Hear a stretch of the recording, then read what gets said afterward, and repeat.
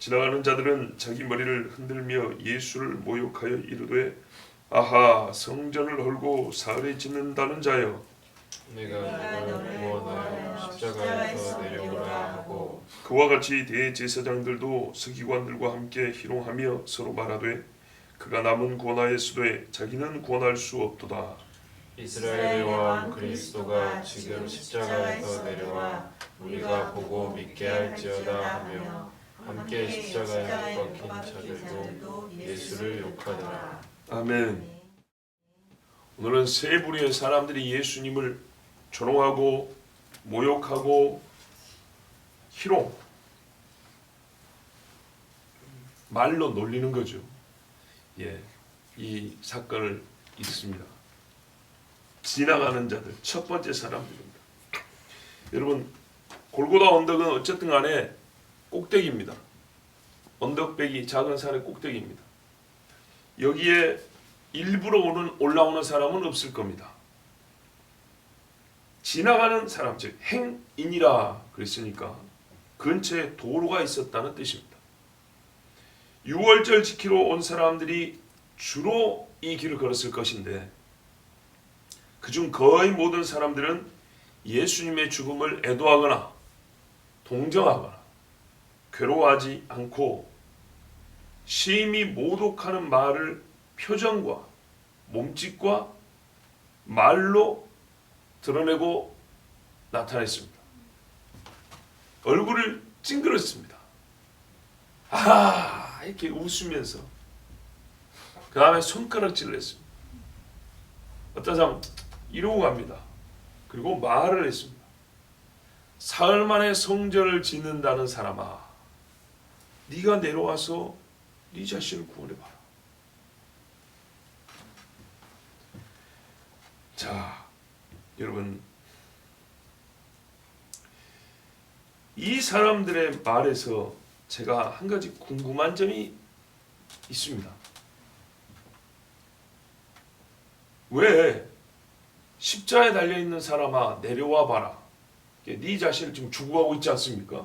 네 자신을 구원해봐라 할 때 말이 앞뒤가 자연스럽게 연결돼야 우리가 이렇게 보통 말은 앞뒤를 자연스럽게 연결하기 마련입니다. 우리가 너 뭐하니? 한밤중에 라면 먹어요. 왜? 배가 고프니까.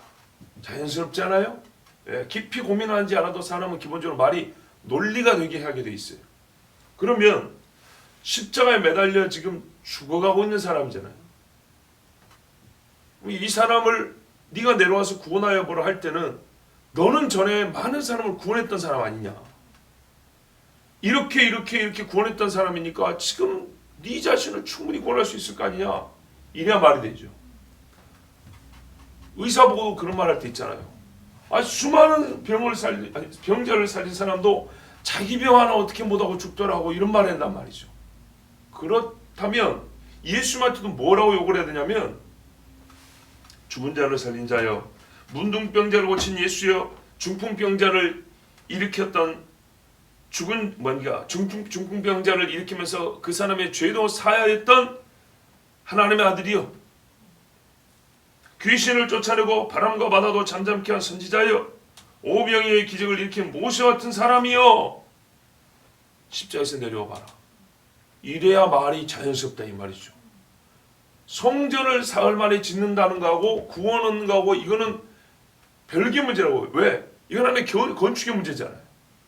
근데 십자가에서 내려서 내 몸을 성하게 하는 거라고. 그럼 앞에 이야기들 생각해보세요. 죽은 사람을 3명이나 살린 사람이요. 모세 이후에 문둥병 고쳤다는 이야기 우리가 들어본 적이 없는데 문둥병을 고친 예수요. 중풍병자는 모세도 못 일으키는데 당신은 일으키고 하나님의 아들이라고 주장하지 않았소. 그렇다면 하나님의 아들이요. 내려오시오. 훨씬 말이 되죠. 근데 성전을 사흘에 짓는다는 자요. 내려와서 네 자신을 구원해봐라.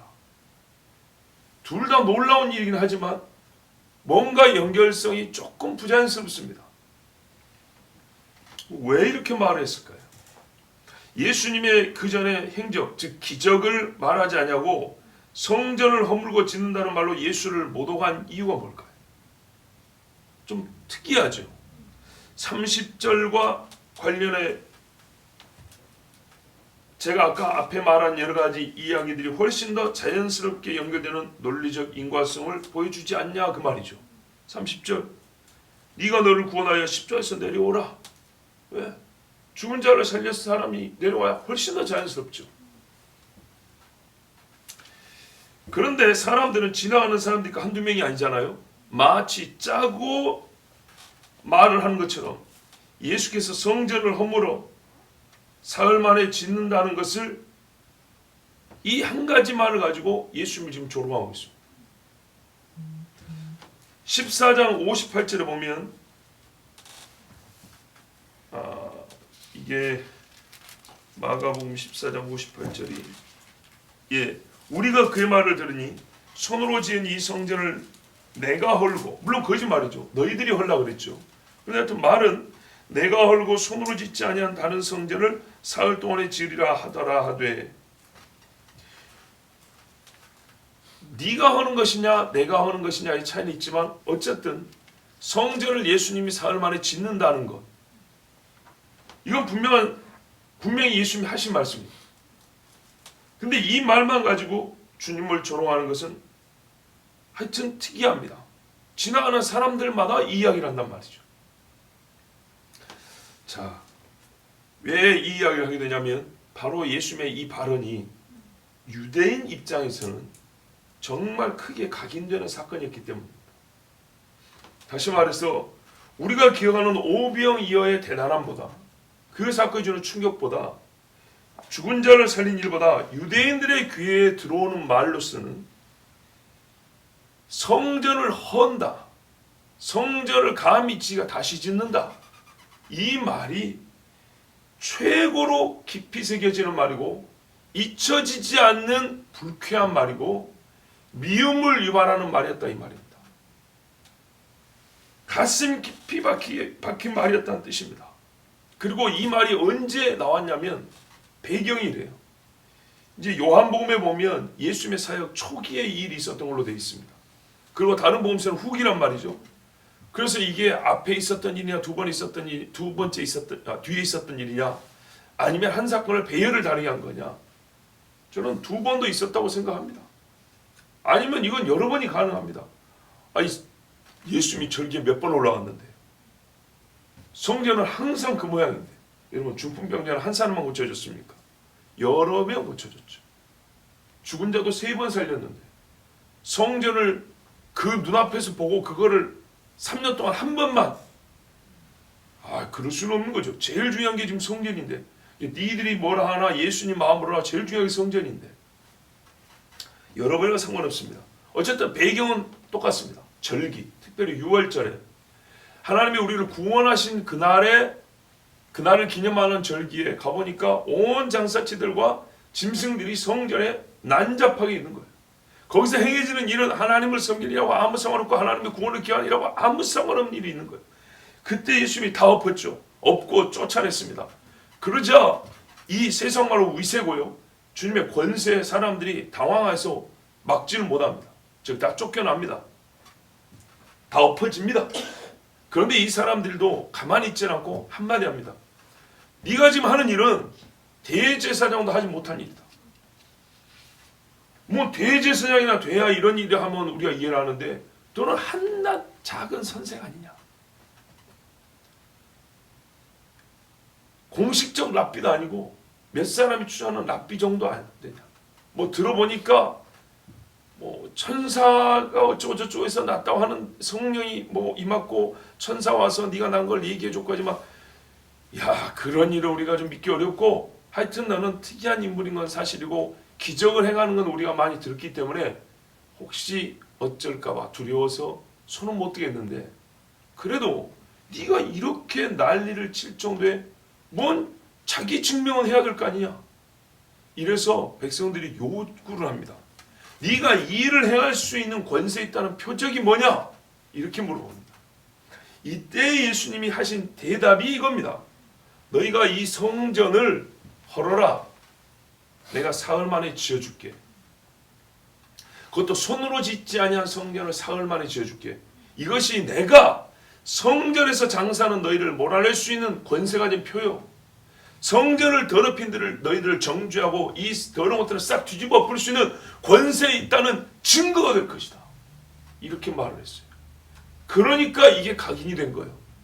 그러니까 안 그래도 굉장히 반감 가운데 서로 주고받았던 말이었기 때문에 예수님이 하신 이 말씀이 모든 유대 사람한테 퍼지고 그게 마음속에서 지워지지 않는 말로 딱 정리가 되어 있었던 거예요. 그러니까 지나가는 사람들이 언제 예수님 봤다고 이구동성을 한다는 소리가 죽은 자를 살린 자여 병든 자를 고친 자여 이 말에 훨씬 더 자연스러운데도 불구하고 좀 부자연스러운 이야기를 하는 거예요. 왜 그래요? 이게 바로 예수님 죽음을 동정하지 못하는 불쌍히 여기지 않는 사람들, 즉 마땅하다고 생각하게 된 이후에는 예수님이 행한 여러 가지 기적의 선한 일이 아니고 성전과 관계된 일이 그들 마음속에 들어있었기 때문에 예수님을 동정하지 못하게 됐다 그 말입니다. 즉 이게 온 유대인이 갖고 있었던 예수에 대한 불만이었어요. 그전에는 예수님의 가르침이 그래도 옳은 거예요. 그 권위가 놀라운 거예요. 제자들도 와보세요. 지금 다 도망갔죠. 그런데 지금 일단 못이 박혀 나니까 속된 표로 아무것도 아닌 거예요. 이 상황에서 당신의 권위에 눌릴 필요가 없어. 이 상황에서 옛날에 기적행한 예수가 아니란 말이죠. 그러니까 그때는 감히 우리가 무서워서 말을 못했는데 지금은 충분히 우리도 하고 싶은 말 할 수 있어. 그래서 해보라고 했더니 자연스럽게 할 수 있는 말이 뭐냐 하니까 성전 이야기인 거예요. 놀라운 이야기죠.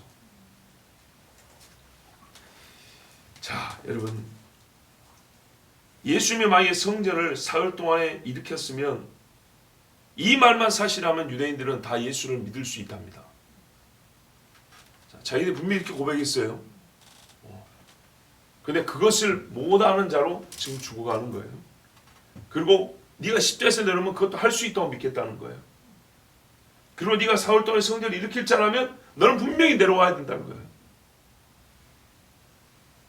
그러나 못 내려오는 거 보니까 성전을 못 짓겠구나. 그러고 자기들이 갖고 있었던 예수를 그토록 조롱하고 싶었던 그 마음을 충분히 감정 표현할 수 있었어요. 성전의 문제가 얼마나 중요했는지 우리가 여기서 유대인이 아니기 때문에 몰랐던 사실, 유대인의 입장에서 깨닫게 됩니다. 또한 이 말은 대제사장들의 선동의 효과이기도 했습니다. 지나가는 사람들이 전부 이날 아침 빌라도 앞에 서 있었던 사람들은 아닐 것입니다. 그렇죠? 다 모였던 사람들은 아니에요. 그냥 말 그대로 지나가는 사람들이. 이날 사형수, 특히 예수의 죄명과 갑자기 그가 하룻밤새 잡혀 사형에 처해지게 된 연유에 대하여 묻고 답하는 것이 이날 아침에 예루살렘에 모인 모든 사람들에게 대화의 주제였을 겁니다. 아니 예수가 지난밤에 잡혔다면서? 그러면서 우르르 몰려다니는데 죄명을 보니까 저게 죄명이야? 나사렛 예수 유대인의 왕? 유대인의 왕이 십자에서 못 내려와? 자, 이게 세 명의 죄수 중에 예수님 죽음이, 예수님이 십자가에 달린 게 이 사람들에게 최고의 빅 뉴스라 이 말이죠. 그런데 이 일을 대제사장들이 얘기는 못했을까요? 얘기하죠. 예수 사형에 처한 게 최고의 뉴스라는 걸 다 얘기를 하죠. 그러면 어떻게 무리들의 마음을 끌어모을 것이냐. 즉 반예수적으로, 친대제사장적으로 최소한 예수 편에 든 사람들이 저가 되는 거죠. 여차하면 밀란이 날까? 자기도 두려운 거 아니겠습니까? 그래서 대제사장들이 대답할 말을 미리 아랫사람들과 동조자들에게 담아주었을 것은 뻔합니다. 너희들 소문 이렇게 내라. 예수가 달린 걸 보고 사람들이 깜짝 놀랄 건데 야 성전 이야기라 성전 이야기. 그러면 사람들이 대번에 우리하고 비슷한 마음을 갖게 될 거다. 그러지 않겠습니까? 그래야 예수 추종자들의 입도 막을 수 있습니다. 왜요? 지나가는 사람들이 조롱하던 내뱉은 말들은 예수님의 추종자들에게는 입을 열지 못하게 하는 자물쇠와도 같기 때문입니다. 왜냐하면 예수께서 이 일은 실제로 행한 적이 없기 때문입니다. 만약에 죽은 자를 살리고 병자를 고친 이야기를 했으면 예수 추종자들, 대제사장 입장에서 그래도 예수가 죽은 자를 살렸잖아요. 우리 중에 그런 증거가 있잖아요. 이러지만 성전은 사흘 만에 진다 했는데 예수님이 아무것도 하지 않고 지금 죽었잖아요. 그죠? 성취된 일이 아니에요. 성취되지 않은 예고된 표적이었기 때문에 예수 추종자들도 증거가 없어요. 할 말이 없는 거예요. 거기다 민감한 성전 이야기니까.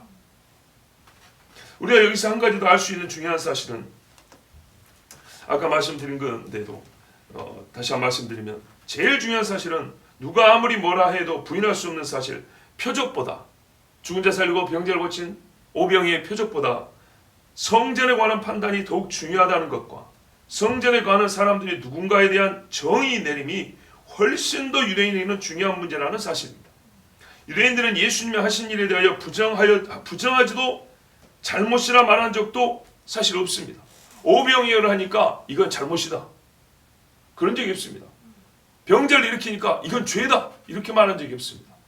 예수님의 행위에 대하여 정면으로 반대하고 불만을 표치하는 건 바로 이 성전 사건입니다. 하지만 성전에서 일어나는 일들과 성전에 거하는 사람들에 대한 판단에 대하여는 크게 민감하게 반응하였고, 예수님의 판단에 전혀 동의하지 않았으며, 대제사장들과 마찬가지로 기회만 주어진다면 이 문제로 말미암아 예수를 죽일 정도로 미워했던 속마음이 지금 밝혀진 것입니다. 말하자면 설교자인 저 같은 사람들이 우리의 윤리 문제를 가지고 하면 부정할 수 없어요. 그렇죠? 우리의 세속적인 욕심을 얘기하면 뜨끔하지만 부정할 수 없는 사실이에요.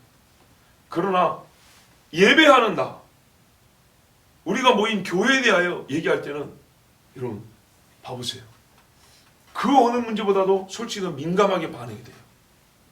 그리고 뭐 저든지 아니면 다른 목회자든지 이 문제에 대해서는 솔직히 불만도 더 잘 생겨요. 안 그런가요? 제가 사실 어제 여러분에게 막 뭐라 해놓고 하루 종일 마음이 무거웠고 미안했거든요. 왜냐하면 한국 교회를 향한 저의 이 목회자로서 굉장히 답답한 마음이 대부분의 표출입니다. 그리고 저보다 앞선 선배들에 대한 개인적 이 한편으로는 같은 목회자로서 분노입니다. 근데 여기 계신 분들한테밖에 말할 수가 없는 거예요. 그러다 보니까 듣는 여러분은 내 이야기인가 나를 보고 이게 상당히 그래서 참 들을 자는 따로 있지만 전 이스라엘에 외친 것처럼 선지자들이 눈앞에 있는 사람들이 먼저 귀로 듣는 것과 같이 전 한국을 향해서 말한 거고 전 교회를 향해서 그런 표현이지만 어쨌든 앞에 있는 사람이 먼저 듣게 된단 말이죠. 참 이거는 짝이 잘 맞지는 않지만은 하여튼 뭐 어쩔 수가 없이 그렇게 외칠 수밖에 없는 문제입니다. 그런데 어쨌든 이런 외침에 있어서 여러분들도 들을 때 마음에 크게 이 상처가 되고 괴로움이 되는 문제는 뭐냐면 다 교회 문제이기 때문입니다. 교회와 교인에 관한 문제입니다. 성전과 성전의 사람들에 관한 이야기는 유대인들 입장에서는 그 어떤 문제보다 민감하고 그들이 좋으면 크게 좋고 나쁘면 심히 나쁜 복불복인 그런 사안이 바로 성전과 성전의 사람 이야기였다는 겁니다. 자, 그때 예수님에게 대해서 어떤 마음을 갖고 있었는지 지금 밝혀진 겁니다. 30절에 내가 너를 구원하여 십자가에서 내려오라 했습니다. 손으로 짓지 아니한 성전을 짓는다는 사람은 어떤 기적을 행하는 자보다 더욱 자기 자신을 구원할 수 있어야 한다는 것이 유대인들의 사고요 논리입니다. 여러분 생각에도 어떠세요? 그렇게 보이십니까? 손으로 짓지 아니한 성전을 지금 46년 지어도 못 짓는 거를 혼자 사흘 만에 짓는데요. 손도 안 대고. 그럼 그 정도 되면 십자가에서 내려올 수 있어야 한다. 이게 유대인들의 사고고 논리인데 어떻게 생각하세요? 나는 이 논리가 말이 된다고 생각합니다. 그런 사람은 절대 십자가에 달리면 안 됩니다. 여러분 성전입니다. 하나님께 나아가는 집이고 하나님의 집입니다. 하나님의 집을 지은 사람이 죽어서 되겠습니까? 그것도 죄인으로 저주받은 자로 죽어가지고 그 저주받은 손으로 어떻게 성전을 짓겠습니까? 아니 손이 아니라 말이라 할지라도 저주받은 죄인으로 죽는 자가 어찌 여호와의 집을 짓는단 말입니까? 말도 안 되는 이야기죠. 부정한 몸으로 성전에 들어갔다 죽임을 당한 제사장도 있는데 우리는 전과 같이 표적을 요구했습니다. 표적. 네가 성전에 있는 우리를 쫓아낼 수 있는 표적이 뭐냐? 권세를 갖던 표적이 뭐냐? 그것처럼 지금도 표적을 요구했습니다. 네가 너를 구원하라. 그 표적이라면 네가 전에 말만 해놓고 하지 못한 거 있지, 성전 짓는다는 거, 그거 할 수 있다고 인정해 줄게. 나름대로 일관성이 있습니다. 우리는 항상 같은 표적을 요구한다. 성전을 네가 지을 수 있다. 그것이 우리에게 표적이 될 것이다. 성전에 관하여 네가 판단을 낼 수 있고 성전에서 일하는 우리를 정죄할 수 있는 권세 가진 자라는 표적은 성전을 짓는다고 한 그 말, 그걸 네가 성취해봐라. 그런데 지금 십자가에 매달려 있네. 그러면 내려와. 내려오면 성전 지은 걸로 쳐줄게. 성전 네가 짓는 거 똑같이 여겨줄게. 그 표적이면 우리가 성전에 있지만 너의 판단대로 성전과 아무 상관이 없는 사람이란 그 정죄를 받아들이마. 이렇게 예수님 앞에 나름대로 일관성 있게 요구하고 있는 거예요. 자, 그와 같이 십자에서 내려오라는 겁니다. 이게 그리스도라는 증거가 되는 것이죠. 그와 같이 자, 이제는 저절로 타는 장작더미와 같이 우리는 대제사장들과 서기관이 원하는 말을 잘들 해주고 있습니다. 그래서 대제사장과 서기관이 선동을 할 필요 없이 오히려 동조만 해주면 됩니다. 31절 그와 같이 사람들이 이렇게 말해주고 있으니까 대제사장들도 서기관들과 함께 희롱하며 서로 말하되 그렇지 그가 남은 구원하였으되 자기는 구원할 수 없도다. 일관성 있게 성경 문제로 밀고 나갔으면 좋으련만 여기서 대제사장과 서기관들은 약간의 허점을 보입니다. 보십시오. 그가 남은 구원하였으되 앞에 무리들은 남은 구원한 얘기 안 했어요. 그냥 성전 이야기로 왔어요. 그런데 그와 같이인데 대제사장과 서기관들은 그와 같이 그렇지 성전을 짓는다고 한 놈이 말이야. 이래 있어야 쿵짝이 맞는데 중간에 남은 구원한 사람이 자기는 구원하지 못하냐고 남에게 기적 행한 일을 여기에 언급을 합니다. 자기들도 모르게 자식이 나와버린 말이에요. 이 말은 이 사람들의 고발이 거짓말하는 걸 말해주죠. 예수님 고발할 때 이야기는 절대 꺼낸 적이 없어요. 이거는 예수님을 죽일 이유가 아니라 상줘야 될 이유이기 때문에 예수께서 타인을 구원하심에 합당한 일을 한 것이 시인되었습니다. 빌라도에게 고발한 내용이 거짓임을 자기들도 모르게 말해버렸습니다. 갈릴리에서부터 유다에 이르기까지 소동을 일으킨 것이 아니라 사람들을 고치며 살리고 먹이는 일을 하셨던 것을 마치 동정심이 발생한 듯한 말투로 시인해버렸습니다. 그렇지. 저 인간이 남은 구원했지. 이렇게 얘기를 해버린 거예요. 이래서 사람은 다 자기 허물을 고백할 수밖에 없게 돼 있어요. 모든 사람이 똑같습니다. 한편 세 번째 부류의 사람도 예수님을 욕했습니다. 32절이죠. 이스라엘의 왕 그리스도가 지금 십자가에서 내려와 우리가 보고 믿게 할지어다 하며 함께 십자가에 못 박힌 자들도 예수를 욕하더라. 유대인의 왕이며 또한 예수는 이스라엘의 왕 그리스도임을 성경은 죄인들의 입을 통하여 가르쳐 주십니다. 여기는 이스라엘의 왕이라고 그랬죠. 요 당대 사람들이 이 세 정체성 유대인의 왕, 이스라엘의 왕, 그리스도 이게 한 인격 안에 주어진 세 칭호, 세 정체성이라는 것을 다 인정하고 있었습니다. 오늘날 더 이상 신학적 예수님이 누구냐에 대해서 예수님의 칭호를 어떻게 붙여야 대해서 신학적 논쟁을 할 필요는 없습니다. 더 이상 신학 이론을 만들 필요가 없습니다. 유대인의 왕과 이스라엘의 왕과 그리스도는 한 분입니다. 십자가에서 죽어가는 사람들에게 이 사람들이 한 말은 충분히 이해할 수 있습니다. 사실 십자가에서 내려오라는 말 같이 달린 사람들에게는 나는 이게 예수 믿을 증거가 된다고 봐요. 그렇죠? 여기서 이 사람들에게 먹을 것을 준들 무슨 소용이 있으며 입을 옷을 준들 뭔 유익이 있겠습니까? 십자가에서 내려와야 실제적인 유익이 있고 실제적인 효과가 있는 것이지. 이 사람들의 말은 내 이해가 돼요. 십자가에서 내려와라. 그러면 구원자로 인정하마. 이것이야말로 진짜 필요한 표적이 아니겠습니까? 자, 하늘에서 비가 내리고 불이 떨어진들 무슨 소용이 있단 말입니까? 십자가에서 내려온 것이 최고입니다. 그런데 여기도 역시 놀라운 사실이 하나 있는데 죄인들 자기들이 내려오고 싶겠죠. 그죠? 그러면은 우리 같으면 이렇게 말합니다. 나를 십자가에서 내려주고 봐라. 그러면 당신이 구원자를 믿어줄게요. 왜냐하면 만민을 위한 구원자로 지금 주장했으니까 나부터 좀 구원해봐라. 그러면 믿어줄게 이래야 되잖아요. 근데 이 사람들이 그렇게 말한 게 아니라 네가 십자가에서 내려와라. 그러면 우리를 구원할 자로 믿어주마. 이렇게 말했어요. 사람이 굉장히 감정적으로 말하면서도 이 안에 진리가 다 들어있어요. 그러니까는 진짜 표적이 되려면 어떤 일이 일어나야 되는지 알고 있어요. 원하는 유익 내지는 이익은 뭐냐면 내가 사는 거예요. 나를 살려주는 거예요. 그런데 나를 살려줄 수 있는 너라면 너에게서 나타날 표적은 뭐냐면 네가 사는 거예요. 이거는 다 인지하고 있어요. 그래서 이 사람들이 십자에서 당신이 내려와 봐라. 그러면 나사렛 예수 당신이 우리를 구원할 자라고 믿겠다. 이렇게 말을 했습니다. 참, 자기들도 내려오고 싶을 텐데 이렇게 말하고 보면 희한합니다. 오늘 예수님을 둘러싼 모든 사람이 요구하는 한 가지 여러분 들리시죠? 어느 때보다 간절히 나사렛 예수가 그리스도요 자기들의 구원자라는 사실을 보여달라는 것입니다. 사실 놀리는 말이지만 이렇게 이구동성으로 요청을 받은 날이 없었어요. 그냥 병만 고치면 감사합니다 이러고 돌아갔어요. 귀신 쫓아지면 할렐루야하고 찬송 몇 곡 부르다가 집에 갑니다 그렇게 갔어요. 없어요. 밤이 되면 다. 그런데 모인 사람들이 당신이 구원자라는 것을 보여주십시오. 이렇게 요구한 적은 없어요. 떡 먹고 배불러서 오늘도 떡 줄까 해서 왔고 병이나 고쳐줄까 갖고 왔고 정신이 나와서 막 사람이 포악한 성질을 부르시니까 귀신 쫓아내달라고 이러고 왔지 구원이라는 주제를 가지고 주님 앞에 나온 사람 이렇게 많은 사람이 구원이라는 주제를 갖고 얘기한 적은 없었어요. 이게 역설입니다. 비록 조롱과 비난과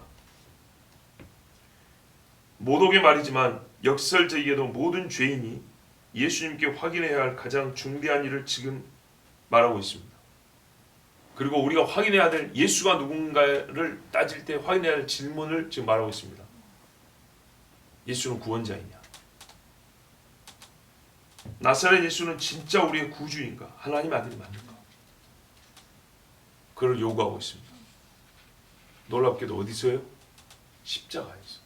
이 사람들은 십자가야말로 이걸 부정하는 표적이라고 믿고 하는 말입니다. 그러니까 무슨 말이냐면 예수님에 대하여 물어야 할 질문이 사실 속에 다 있었어요.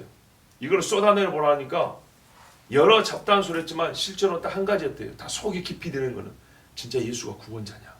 이 문제였대요. 근데 그것을 다른 때 같으면 그냥 인정이 되고 자기들이 안 믿는 게 드러날 것 같아요. 왜? 사람을 살리는데 이 질문을 하면 안 믿는 내가 죄인인 게 드러나고 병을 고친 데서 이 질문을 하면 예수님이 구원자라는 게 증거가 나타나서 내가 불리할 것 같아요. 그래서 자기들이 유리한 입장으로 생각한 데서 진짜 몰아야 될 질문은 속에 있었는데 그걸 자기들이 유리하다고 생각하는 시점에서 얘기한 거예요. 전부 다. 십자가에 딱 달리니까 이제는 구원자로 주장 못하겠지. 구원자로 믿지 않는 내가 정당한 것이지. 내려와봐. 구원자라면서. 그래 나도 이렇게 궁금해. 근데 우리는 당신을 구원자로 믿지 않아. 믿지 않은 이유가 맞지. 우리가 맞지. 왜? 네 십자가에 매달렸잖아. 저주받은 자잖아. 못 내려오지. 못 내려오지. 봐봐. 안 믿은 우리가 맞은 거야. 내려와봐 믿어줄게. 네 말이 맞다면 내려와봐. 이렇게 예수님이 약할 때 약한 모습을 보이고 있을 때 이 사람들은 속에 있었던 진짜 중요한 질문을 자기가 유리한 시점에서 쏟아놨어요. 그런데 사실 여러분 이건 사람의 지혜가 아니고 하나님의 지혜죠. 이놈들은 자기들이 뭡니까? 자기들의 수가 지금 통하는 시점이라고 생각할 겁니다. 근데 하나님은 이들의 말을 통해서 오히려 예수님의 말씀이 맞다는 것을 드러내는 시간이라는 걸 아셔야 합니다. 나는 이제 남은 시간은 그것을 증명할 겁니다. 십자가를 둘러싼 사람들의 요구는 그 자체로는 필요한 것입니다. 왜요? 구주냐? 이걸 물어보는 이 요구는 필요하죠. 우리가 예수님에 대하여 구주냐고 묻는 질문이 제일 필요한 질문 아니겠습니까? 요한도 물었잖아요. 세례요한도. 당신이 누구십니까? 우리가 기다린 메시아가 맞습니까? 다른 일을 기다리오리까? 필요한 질문입니다. 그러나 의도가 중요하죠. 자, 필요한 이 질문에 아무도 정답을 얻지는 못하였습니다. 그죠? 예수님이 지금 그들이 원하는 답을 주지 않았습니다. 왜냐하면 그러니까 그 답을 얻지는 못했습니다. 왜냐하면 예수님이 그리스도가 아니어서 답을 얻지 못했냐? 그건 아닙니다. 나사렛 예수가 대답을 안 해주셔서 답을 못 얻었냐? 그렇게 보이겠지만 사실은 그것도 아닙니다. 예수님이 이날 답을 해주셨습니다. 이 사람들은 답을 못 해줄 줄 알고 지금 했거든요. 근데 여러분, 여기가 하나님의 지혜라고 그랬죠? 예수님 답을 해주셨습니다. 예수님이 하나님의 아들이요 자신이 메시아 그리스도인 것을 이날 보여주셨습니다. 예수께서 십자가에 달린 일이 대답인데, 십자가에 달린 이 사실이 사실은 대답인데, 앞에 있는 사람들이 눈이 어두워서 모른다고, 모른 것이었다고 이렇게 말하고 싶겠지만, 그러면 사실 너희는 이 신비를 몰라서 그래 이럴 수 있지만, 여러분 이건 너무나 우리가 편의주의적인 거고, 이게 우리에게 가진 통찰 같지만 이건 우리가 사실은 통찰 없이 그냥 맹목적으로 주님을 우러러보는 우리의 신앙심에서 나온 대답입니다. 십자가 사실은 대답이야. 어째서가 대답이 돼야 되는 겁니다. 자, 오늘 그거를 여러분에게 밝히고, 이것이 우리에게 주신 하나님의 놀라운 지혜의 가르침이라 저는 그렇게 믿습니다. 예수님께서 어떻게 대답을 해주셨는가 하면, 첫 번째, 말씀하심으로 대답하셨습니다. 한편의 강도가 회심하고 돌아온 것을 보십시오. 지금 둘 다 처음에는 저주하고 욕했죠. 근데 이 한편의 사람이 돌아왔습니다. 돌아왔다는 말은 예수를 구주로 인정했단 말이잖아요. 대답을 얻었다는 뜻입니다. 결과가 말해줍니다. 그는 분명히 뭘 원했냐면 이스라엘의 왕 그리스도를 원했습니다. 근데 그가 얻었습니다. 결과는 원인을 말해주는 바, 그는 분명히 예수님에게서 원하는 답을 얻었던 겁니다. 물론 십자에서 내려오는 방식은 아니었습니다. 말씀하는 방식이었습니다. 사람들은 십자에서 내려오는 것이 증명의 표라고 했지만, 한 강도는 그가 요구한 증명의 방식이 틀렸음을 깨달았습니다. 증명은 필요했어요. 근데 방식은 자기들이 정한 방식이 뭐냐면 십자에서 내려오는 게 증명의 방식이었어요. 근데 깨달았어요. 우리가 요구한 이 방식이 틀렸다고. 이 사람 여기 매달려 있어야 그게 표라고. 그걸 실제로 한 사람은 깨달았어요. 그래서 예수님은 내려오지 아니하시고 말씀으로 원하는 대답을 주셨어요. 네가 내가 이스라엘 왕 그리스도인지를 물었지. 그게 답을 주셨어요. 그렇다고. 십자에서 내려온다고 그리스도임이 증명되는 것이 아님을 가르쳐 주심으로 예수님은 대답하셨습니다. 너희 요구가 옳지 않다. 하나님은 바로 이 방식으로 그리스도 메시아됨을 나타내기로 하셨으므로, 즉 십자가에 달려있는 방식으로 온 천하에 예수께서 메시아임을 나타내기로 하나님이 이 방식을 정했기 때문에, 사람들이 내려오는 방식을 통해서 메시아인 걸 알려달라는 것은 그들의 요구고 사단적인 요구인 것이지, 내려온다고 해서 메시아인 것이 드러나지는 않습니다. 자기들의 요구 방식 자체가 틀렸다는 것을 이 한편의 강도는 깨달은 겁니다. 그래서 하나님이 정하신 방식 안에서 예수께서 메시아임을 깨닫게 된 겁니다. 예수님이 하실 일은 사람들이 십자를 보며 하나님의 메시아를 알아보게 하는 것이지, 내려와서 그들의 눈높이와 그들의 마음 문 크기에 맞춰주는 것이 아니었습니다. 우리가 하나님의 눈높이로 와야 되는 거고, 우리가 하나님의 문으로 들어와야 되는 겁니다. 그리고 주님의 두 번째 대답이 또 주어졌습니다. 예수님께서 성전을 청소하실 때 무리의 요구에 대하여 성전을 사흘 만에 짓는다고 말씀만 하시고 자리를 떠났습니다. 아까 그랬죠. 이건 예고된 표적이지 성취한 적이 없다고. 제자들도 심히 궁금했을 겁니다. 그리고 제자들은 그 대답을 얻었는데, 대답을 얻었을 때 이렇게 고백했습니다. 요한복음이 뭐라고 기록하냐? 2장 21절 22절에 그러나 예수는 성전된 자기 육체를 가리켜 말씀하신 것이라. 죽은 자 가운데서 살아나신 후에야 제자들이 이 말씀하신 것을 기억하고 성경과 예수께서 하신 말씀을 믿었더라. 자, 이 말씀을 보세요. 예수님은요, 존호하는 무리의 요구를 들어주셨습니다. 손으로 짓지 않은 성전을 사흘 만에 짓는다 그랬지? 해봐. 여러분, 지금 예수님 대답해주고 계신 중입니다. 사흘만 기다려라. 근데 그 성전 어떻게 짓죠? 예수님이 죽어야 짓는 겁니다. 전제 조건이 예수님이 죽는 겁니다. 건물 짓기 전에 털을 닦는 것처럼 예수님이 지금 새 성전 지을 탁 닦는 중입니다.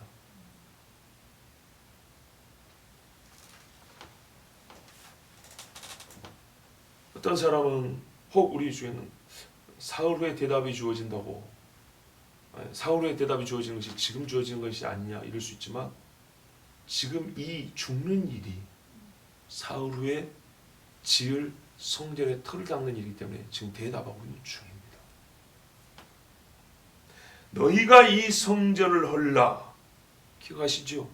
예수님이 말하면 사흘 만에 내가 손을 짓지 않냐 성전을 짓는 대전제, 앞서 있어야 될 조건이 하나 있는데 너희가 이 성전을 헐라 그랬어요. 그렇죠, 집사님. 딱 오죠. 예수 말씀하신다고 했잖아. 너희가 이 성전을 헐라. 지금은 너희가 성전을 허는 시간이다. 너희 요구를 들어주기 위하여 내가 너희 손에 허물어지고 있다. 성전 지어달라며. 너희 요구가 그것이지. 그게 표적이라 했지.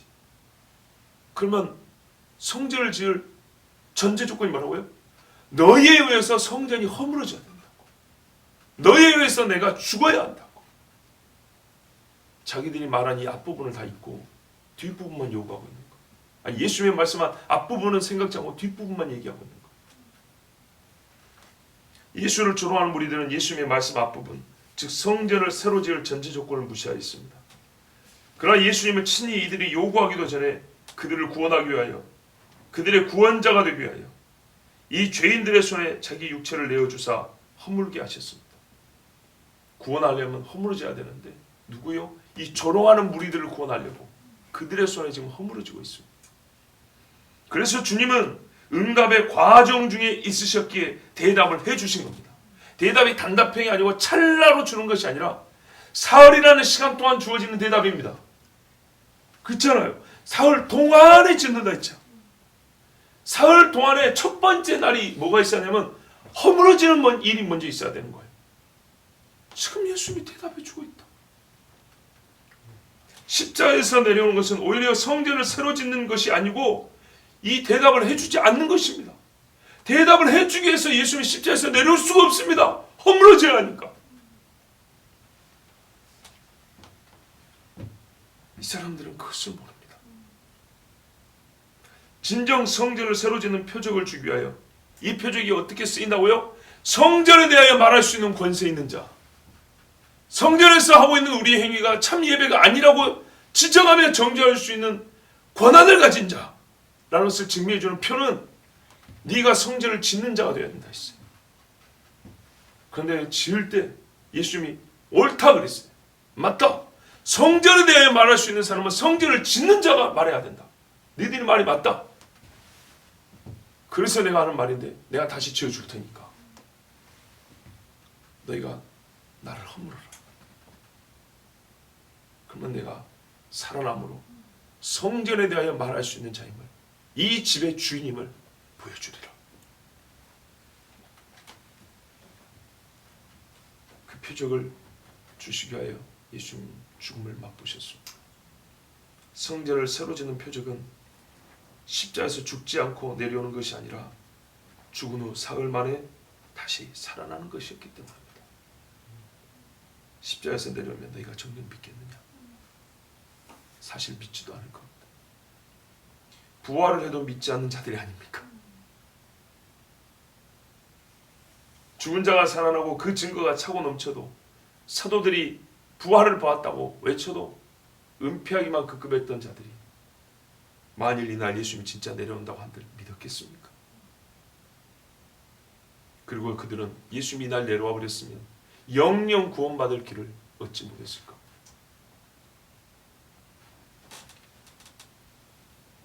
제가 이 사람들에게 하고는 말입니다. 어리석은 자들아, 너희는 십자가에서 내려오는 자가 유대인의 왕 메시아라고 말하지만 실상을 말하노니 십자가에서 내려오는 자는 결코 너희들의 왕도 메시아도 구원자도 될 수 없음을 깨닫지 못하는,